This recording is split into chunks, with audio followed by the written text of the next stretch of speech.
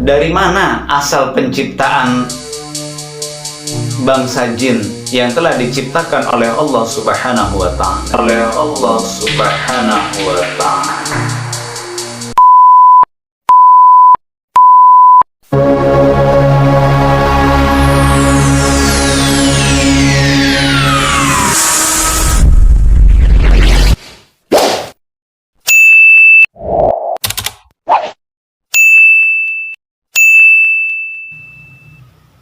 Bismillahirrahmanirrahim. Assalamualaikum warahmatullahi wabarakatuh. Alhamdulillah, wassalatu wassalamu ala rasulillah wa ala alihi wa sahbihi wa mawalah. Rabbi syrah li sadri wa yassir li amri wahlul uqdatan min lisani yafqahu qawli, amma ba'd. Bersyukur kepada Allah atas semua nikmat dan anugerah yang telah Ia berikan kepada kita. Salawat beriringkan salam, mari sama-sama untuk kita terus memperbanyak salawat kepada Nabi kita Muhammad Rasulullah sallallahu alaihi wasallam. Mudah-mudahan di hari kiamat kelak kita berhak mendapatkan syafaat dari beliau. Amin, amin, ya rabbal alamin. Teman-teman Ruqyah, Ruqyah Syar'iyah Simalungun yang dirahmati Allah. Pada video kita yang sebelumnya, kita sudah berkenalan dengan bangsa jin. Artinya, kita sudah berusaha untuk mempelajari dan mengkaji tentang siapa jin itu yang sebenarnya. Sehingga kita tahu ternyata jin adalah merupakan salah satu makhluk yang telah diciptakan oleh Allah Subhanahu wa ta'ala yang wujudnya tidak bisa dilihat oleh indera mata manusia. Itulah jin. Karena jin sesuai dengan namanya tersembunyi atau tertutup. Tertutup dari pandangan manusia, tersembunyi oleh penglihatan indera mata manusia. Jadi nggak bisa dilihat jin itu. Nah, di sini kita akan mengulas lebih dalam lagi, dan kita akan mengkaji lebih jauh, akan mempelajari lebih detail lagi. Dari manakah asal mula penciptaan bangsa jin? Masya Allah. Jadi di sini kita akan mencari tahu apa materi utama dari penciptaan bangsa jin ini. Dari mana asal penciptaan bangsa jin yang telah diciptakan oleh Allah Subhanahu wa ta'ala?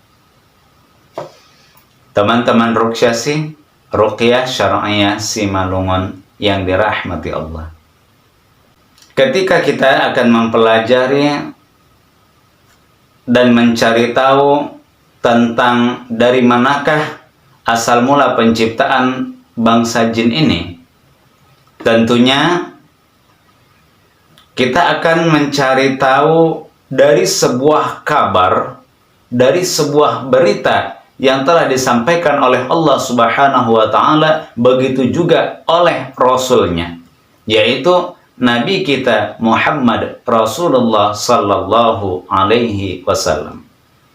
Sebagaimana yang sudah kita sampaikan pada pertemuan kita yang lalu, untuk mengetahui tentang makhluk halus yang tidak kasat mata, dan ini adalah makhluk dari kalangan bangsa jin, makhluk yang gaib, kita tidak akan tahu dan kita tidak akan mengerti kecuali kita mendengarkan kabar, mempelajari, dan sekaligus mencari tahu tentang berita-berita yang disampaikan oleh Allah Subhanahu wa ta'ala, begitu juga oleh Rasulnya.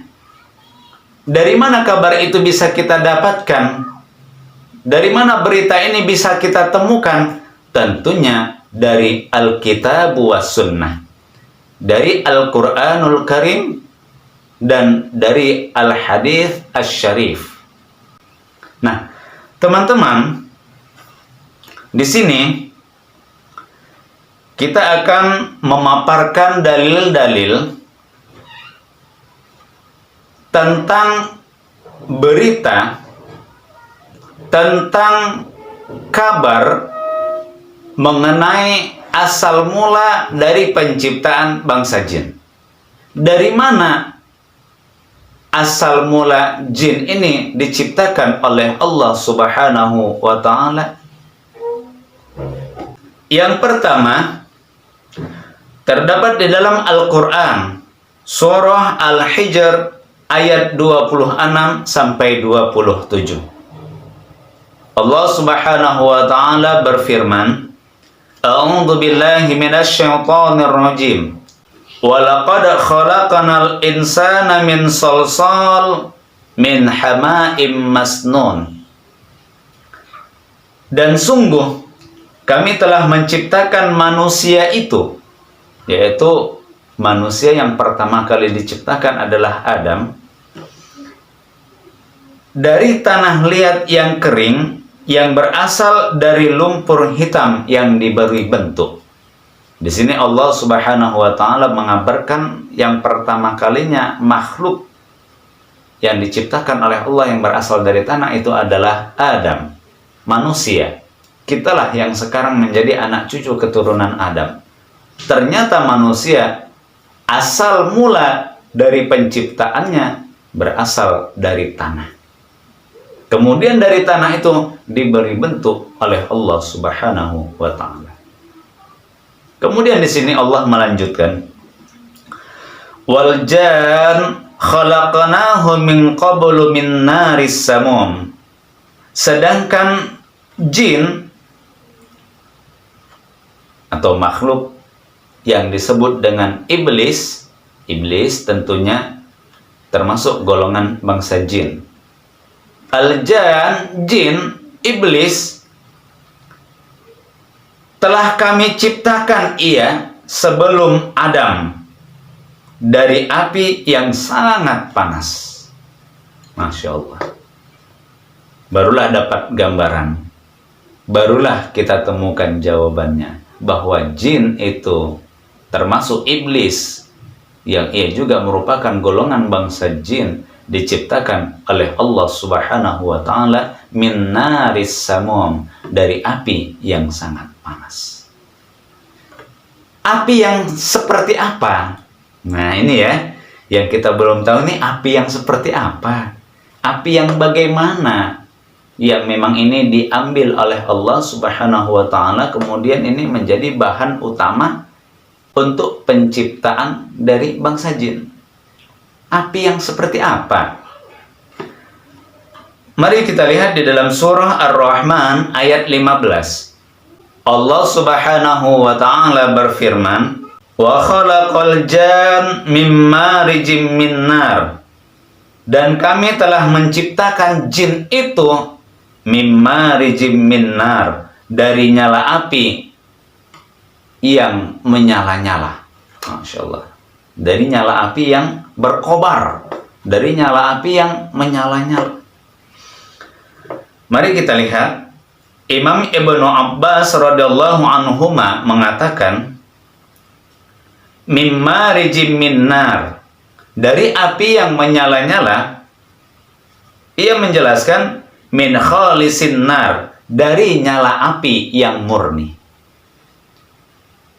Kalau kita menyalakan kompor gas, begitu cetek, maraklah api tersebut. Sebagaimana yang kita lihat, api yang murni itu adalah tepat berada di ujungnya. Ini warnanya warna biru ya teman-teman. Jadi apinya berwarna biru, inilah api yang murni itu. Jadi dia menyala-nyala. Nah mari kita lihat, sebagaimana yang telah disampaikan juga oleh Imam Ibnu Abbas radhiyallahu anhuma di dalam riwayatnya yang lain, mimma rijim minnar, ini min lahbiha. Ternyata nyala api yang menyala-nyala itu ini berasal dari ujung jilatannya. Masya Allah, dari ujung jilatannya. Ya, itu tadi yang kita maksud. Ujung api yang kemudian dia menyala-nyala. Dan kita lihat seperti kompor gas itu berwarna biru. Inilah api yang murni itu. Dari sinilah Allah Subhanahu wa Ta'ala menjadikan bahan utama untuk penciptaan dari kalangan bangsa jin. Teman-teman Ruqyah Ruqyah Syar'iyah Simalungun yang dirahmati Allah. Masya Allah. Ternyata memang beda ya. Bahan dasar antara manusia dengan jin jauh berbeda. Manusia bahan dasarnya adalah tanah. Jin bahan dasar utamanya adalah api. Dan api yang diambil oleh Allah adalah api yang murni. Api yang berasal dari ujung jilatannya. Mari kita lihat. Tadi yang kita sampaikan adalah berasal dari firman Allah yang terdapat di dalam Al-Quranul Karim. Sekarang kita lihat di dalam hadis yang telah disampaikan oleh Nabi kita Muhammad Rasulullah Sallallahu Alaihi Wasallam. Hadis diriwayatkan oleh Imam Muslim. An Aisyah radhiyallahu anha, dari Aisyah radhiyallahu anha, anna Nabiyya sallallahu alaihi wasallam, bahwasannya Nabi sallallahu alaihi wasallam qala, ia berkata, beliau bersabda, khuliqatil malaikah min nur, diciptakannya malaikat itu dari cahaya. Masya Allah. Di sini malah secara rinci malaikat diciptakan oleh Allah Subhanahu wa Ta'ala bahan dasarnya adalah dari cahaya. Wa khuliqal jan mim marijim min nar. Sedangkan jin, iblis, itu diciptakan oleh Allah Subhanahu wa Ta'ala mim marijim min nar. Ini kalimatnya sama seperti yang ada di dalam Al-Quran. Mim marijim min nar, dari nyala api yang menyala-nyala.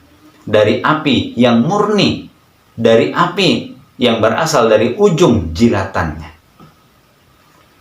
Wa khuliqa Adam mimma wusifa lakum, sedangkan Adam diciptakan oleh Allah Subhanahu wa Ta'ala dari sesuatu yang sudah dibentuk atas kalian.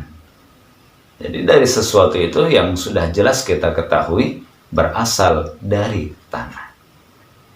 Teman-teman Ruqyah Syar'iyah Simalungun yang dirahmati Allah. Jadi kalau kita ambil nih dari hadis yang telah disampaikan oleh Nabi, hadis yang telah diriwayatkan oleh Imam Muslim, hadis yang telah disampaikan oleh Aisyah radhiyallahu anha, ternyata dari tiga makhluk ini memiliki unsur dasar atau dari bahan dasar penciptaan yang berbeda-beda. Pertama, malaikat. Malaikat bahan dasar utamanya adalah cahaya. Yang kedua, jin, iblis. Bahan dasar utamanya adalah api yang menyala-nyala. Sedangkan yang ketiga, Adam, manusia pada umumnya, diciptakan oleh Allah Subhanahu wa Ta'ala, bahan dasarnya terbuat dari tanah yang dibentuk. Dari sini ketemulah sudah jawabannya. Dari manakah asal mula penciptaan jin itu? Mudah-mudahan Allah Subhanahu wa Ta'ala memberikan ilmu yang bermanfaat kepada kita, sehingga kita tidak salah dalam memahami, kita tidak salah dalam menafsirkan, dan tidak salah dalam pemikiran, sehingga kita selamat, iman kita juga akan tetap bertahan, iman kita tidak akan goyah, dan iman kita tidak akan kita pertaruhkan hanya untuk pemikiran yang sesat, hanya untuk pemahaman yang tidak sesuai dengan Alkitab was Sunnah. Barakallahu fiikum, billahi taufiq wal hidayah. Wassalamualaikum warahmatullahi wabarakatuh.